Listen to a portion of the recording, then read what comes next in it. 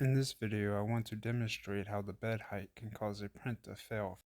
From what I've learned from my Google education, the standard piece of printer paper is the go-to to find the gap needed between your nozzle and the print bed.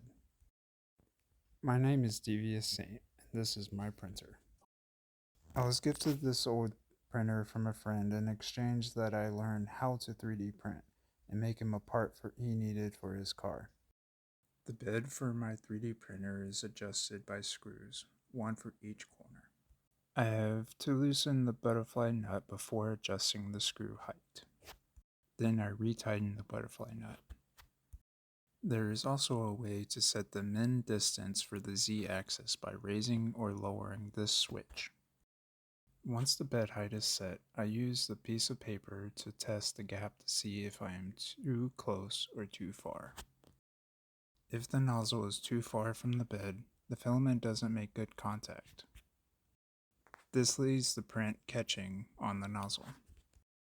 As you can see in the video, the filament is following along with the nozzle. It is trying to make contact, but the nozzle is moving too fast for the filament to fall.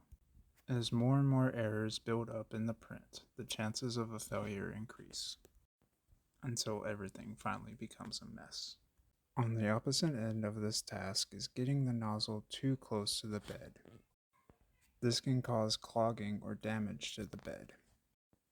I don't have much advice on how to find the best distance. I've just used trial and error until I got a good test print. If anyone has advice on what I could do to help find the correct distance easily, that would be appreciated. Thank you for watching my video. In my next videos, I hope to start making movie props.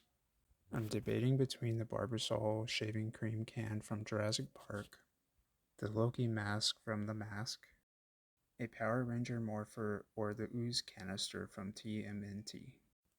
Thank you again for watching. Leave any suggestions on movie props you would like me to try to make, and I'll see you in the next video.